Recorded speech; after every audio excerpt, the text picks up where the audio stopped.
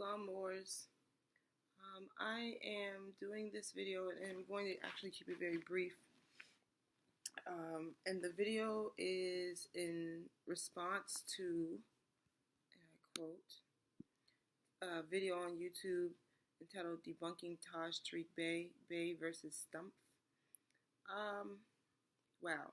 There's a lot of misconceptions from this video that that really need to be addressed. I think that this person has no foundational understanding of the Moorish Divine National Movement, nor do they comprehend what it means when I say I am a Moor. What are equivalents to that? Not comprehending citizenship, nationality, sovereignty, history. I mean, it's just, the list goes on. So, I mean, to tear this whole thing apart could really take a good hour. But I'm just going to address a couple of the fallacies that were mentioned in this video. So to begin with, this person is saying that they're debunking Taj, and in particular, they're saying that there are a group of Moors that have lost court cases utilizing Taj's paperwork that they got from RV Bay Publications.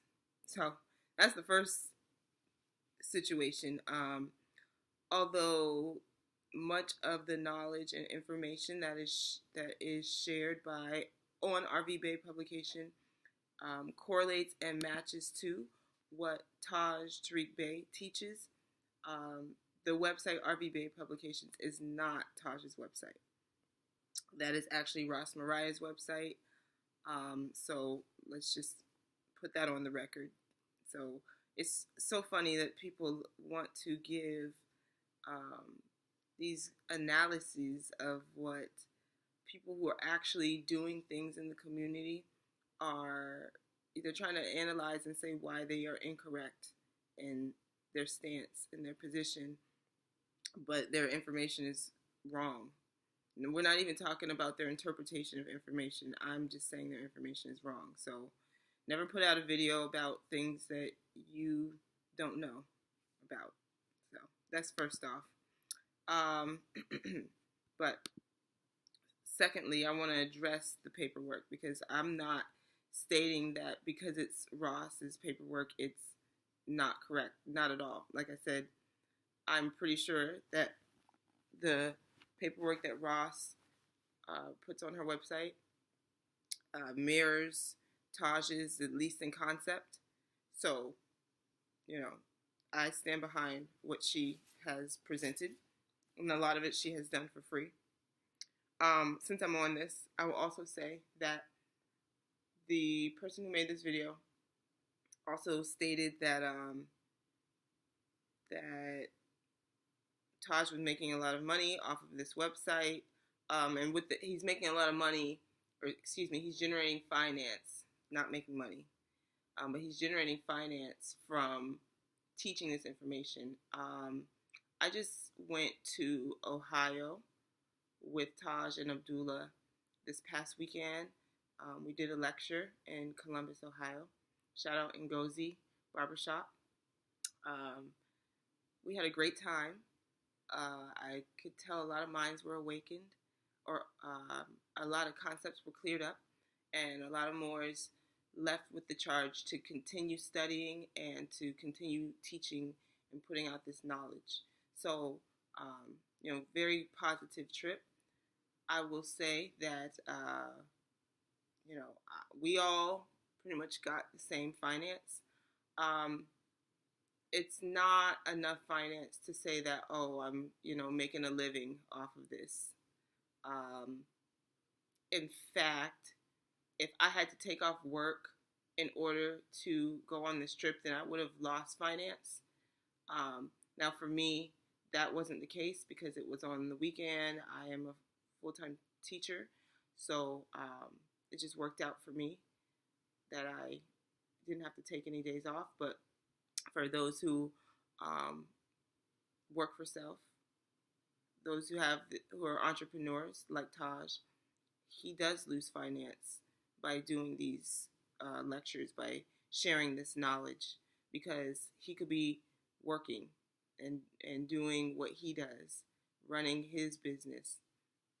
But he's doing this to put forth the information. I mean, Taj doesn't even really sell books like that at these lectures. Like, he'll sell DVDs of previous lectures that he's done, but he sells them for 5 notes, and a double disc will be 7 notes. So, I mean, where's the attack on these Moors who are selling DVDs for $30, $40 and books for $35, $40, $50, and all the books say the same thing?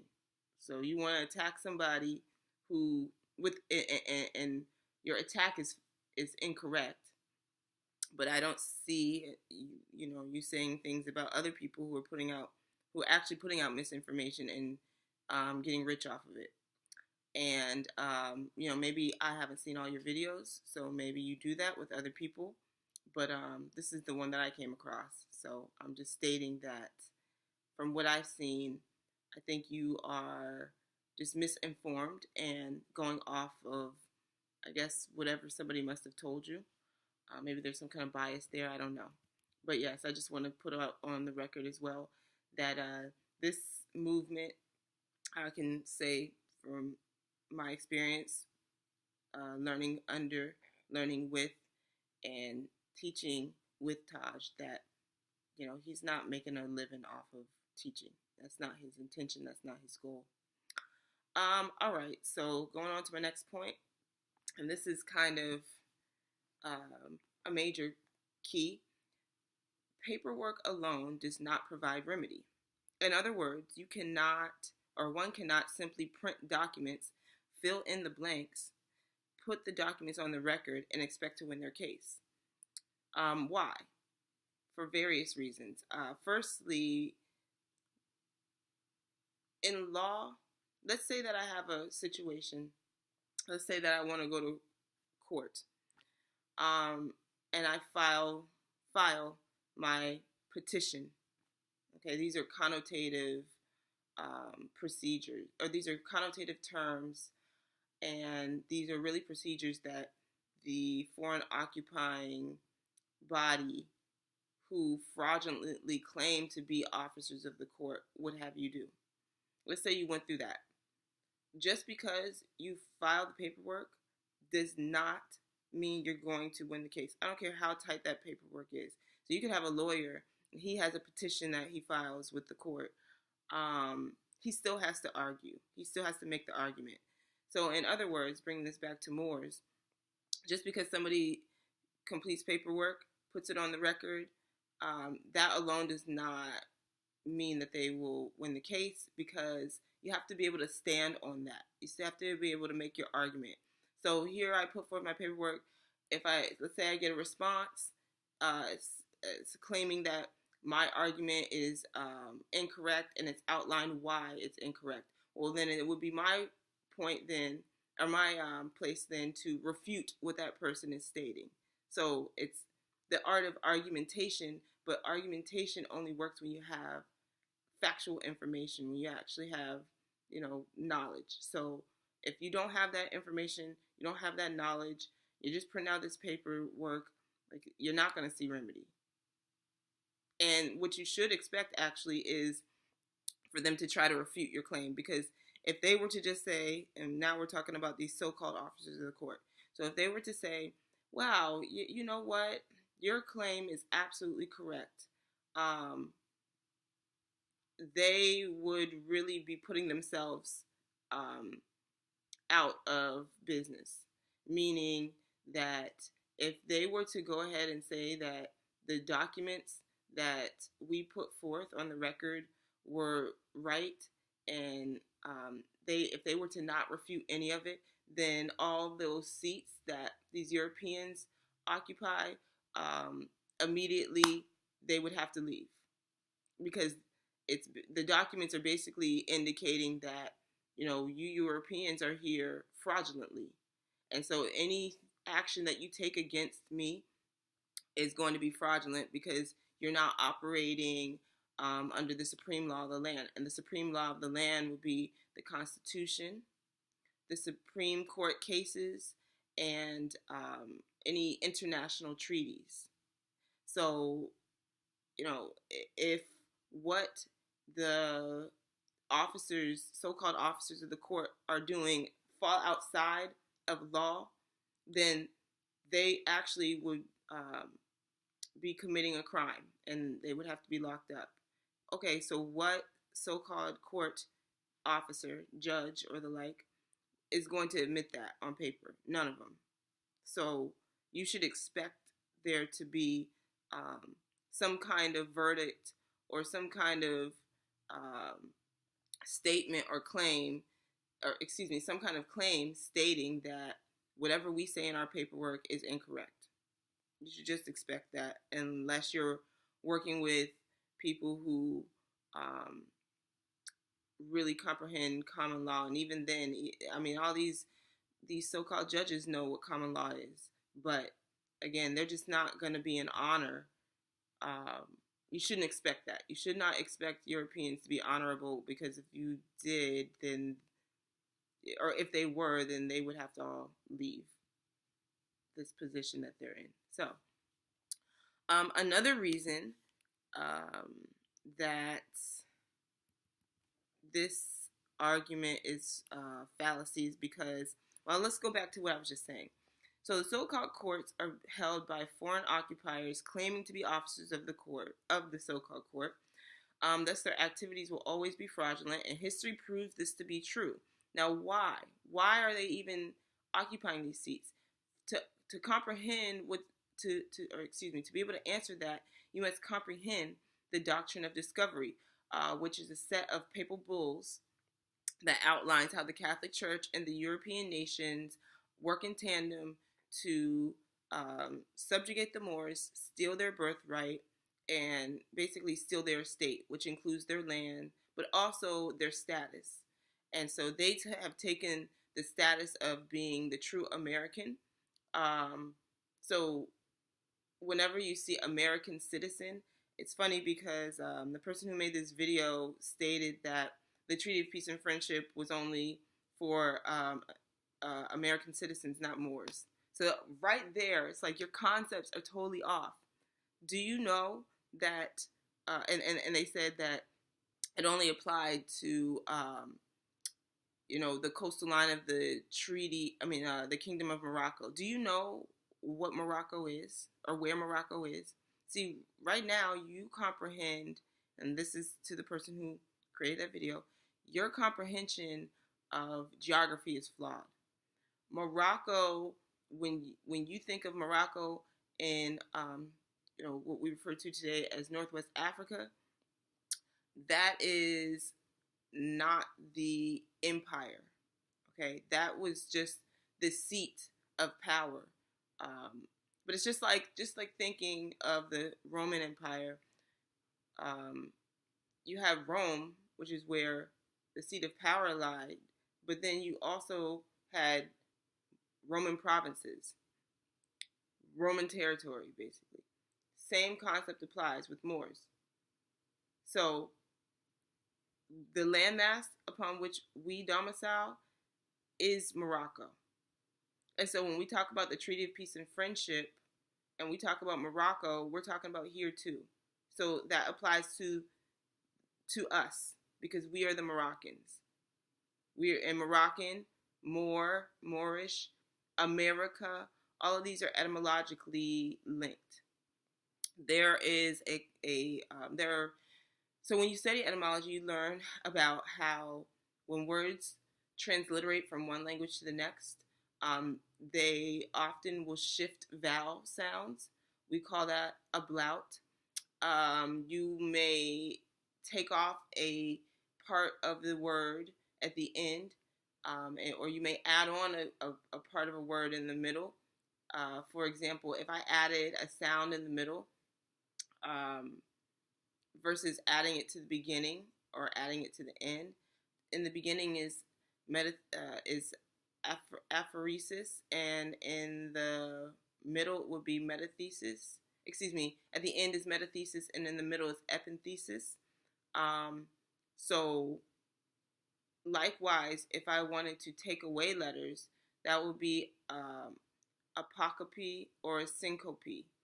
And so what you have is you have to learn how to analyze words from one language to the next, learn how they lose letters or how they take on letters but still maintain the same meaning. So you can see Al-Maroc and America, they have a similar basic structure. What happened was Al-Maroc lost the L, that O changed to an E. Al-Maroc also added an A to the end, so America.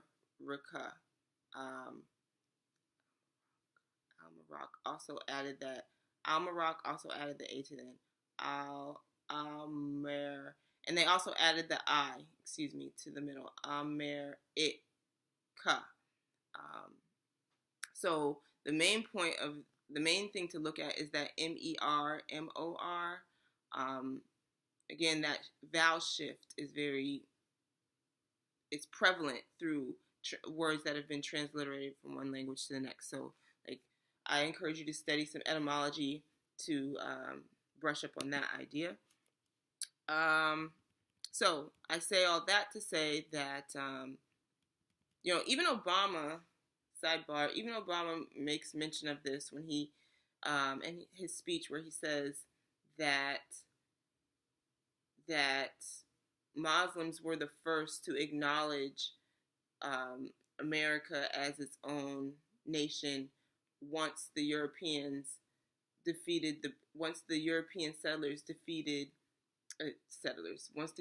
colonizers. But when we talk about Europeans, there were some who came over to escape the brutish ways of the British. And so we allowed them to settle the lands. What happened there after that was they started to take over, and that's a whole nother video. But I just want to be clear that this treaty was put in place because the Moroccan Empire extended to where we are in this landmass, North America, and it was really to protect us as a people, as well as create a sense of camaraderie with the European, hence its peace and friendship, right? But, we are directly connected to that document, so I just want to make that clear as well. The boilerplates argument, I'm going to go to that. So I don't know why it's an issue that Moors create documents that we can share amongst ourselves as a nation so that we can support each other in establishing our freedom, in getting back to our national way of life.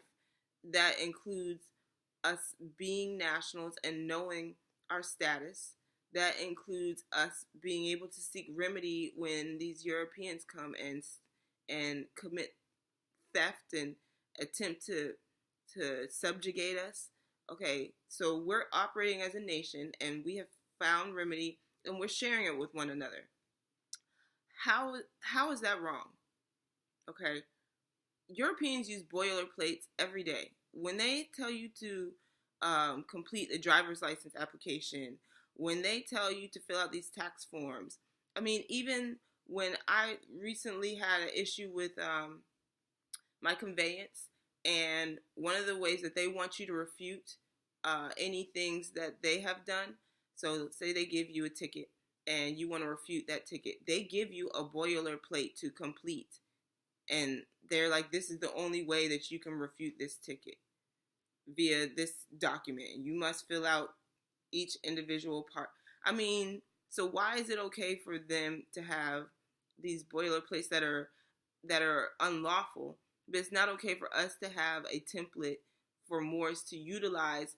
The issue is Moors need to not just slap their name in that thing, they need to use it as a guide. So your situation may be different.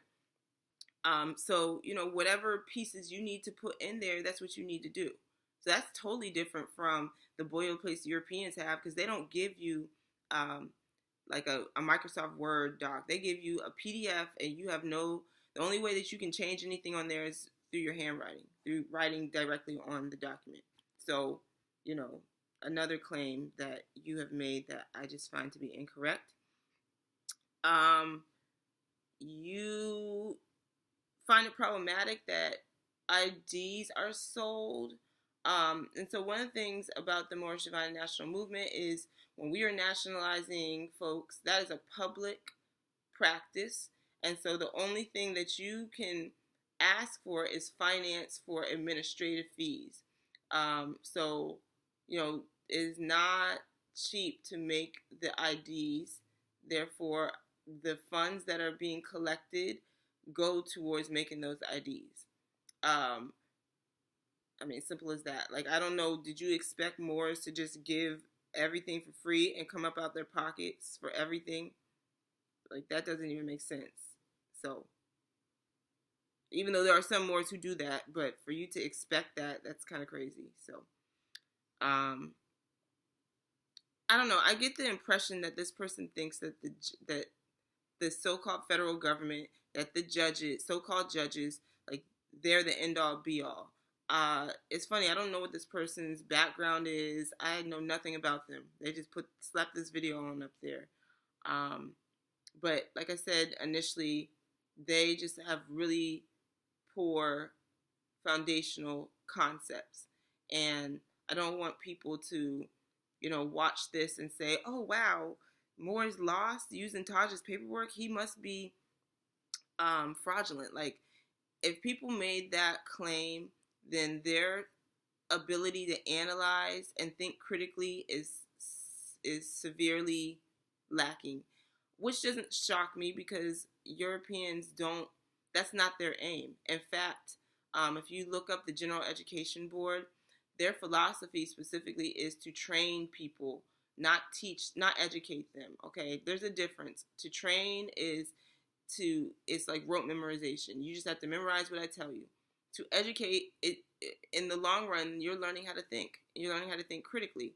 Europeans do this for their own. But when it comes to us, that's not their goal. Because if we were to learn how to analyze and think critically, we would learn, and we had the proper information, which Taj, Abdullah, Cujo, Alim, etc. Moors are putting out the correct knowledge. So now it's about being able to think critically. If we had those two things down pat, this whole birthright theft situation will be resolved overnight. So, I encourage Moors who are watching this to take the time to analyze, look things up, research. Don't just go by what this Moor is saying. Don't go by what I'm saying. Don't go by what Taj is saying. Do the research. And so I just had to do this video because I get in my feelings. I won't lie. Very watery I am. But I get in my feelings when I see people who are attacking other people who are out there doing good things for others. So, show me what you are doing other than making this video. And you can ask me what I'm doing. And you can ask the people around me what I'm doing. You can ask my community. Come to DC, so-called DC, and you can ask the people around me. So, like, that part, I don't have no problem with that challenge. But what I'm saying is that, don't be coming up on YouTube and making these little silly videos, not showing your face, and your whole concept, your whole way of thinking is flawed, okay? And your information is incorrect. Another thing you said, you kept mentioning the sovereign citizens movement. Well, you know what? That's not us. The term sovereign citizen is oxymoronic, to be honest. Citizen is a status in society. Think about China. In China, if I lived domiciled in China, I would not be a Chinese. I would be a Chinese citizen, but I would not be the highest status in their land, which is a Chinese national. Okay, so that just goes to show you that nationality and citizenship do not go hand are not identical.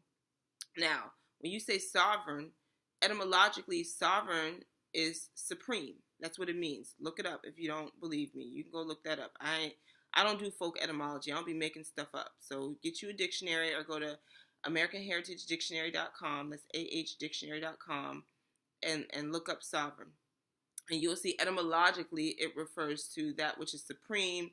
And we know in law, denotations lean towards legal definition, lawful and legal definitions. So,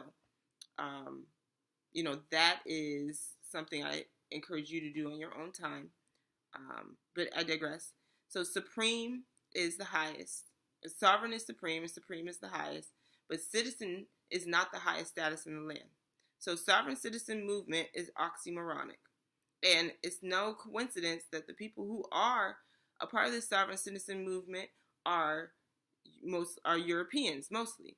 And Europeans could never be sovereign to this landmass because that is not their nationality. Nationality is based on not just where you manifest or where you came into this earth realm, as some say were born. So not where you were born, but also based on your bloodline, your ancestry. So my ancestors are indigenous to this landmass, to North America. I have ancestors that I know are indigenous to West Africa as well.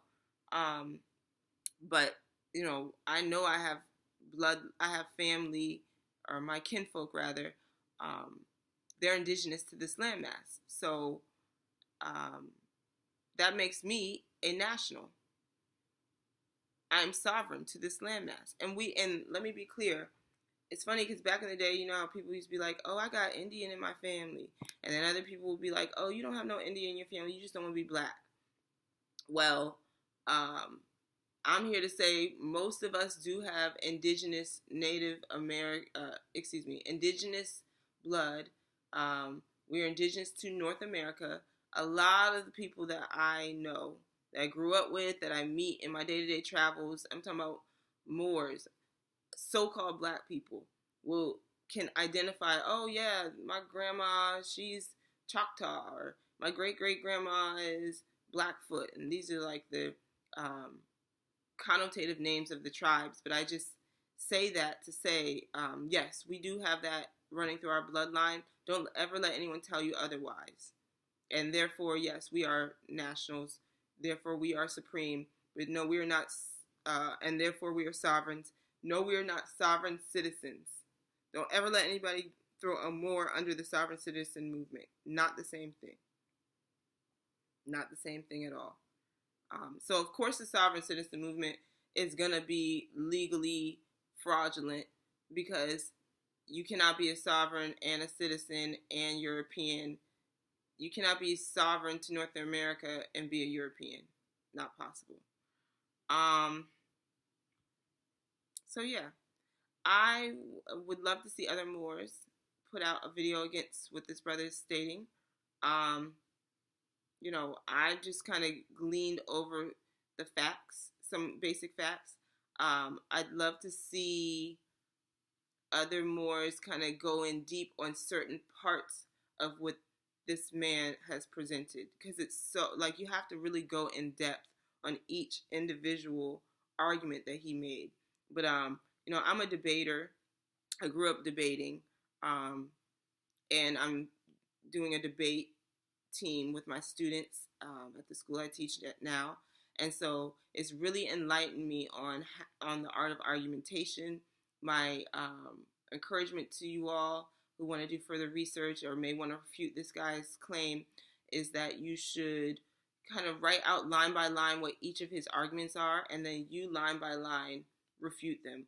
Or pick one that you want to refute, because in order to really go against In order to really refute what he's stating, like it would take like a good 30 minutes for each argument he makes, if that makes sense. So, Cujo, I did this because you asked me to do so, brother, and here we go. Peace and love, Morris, Islam.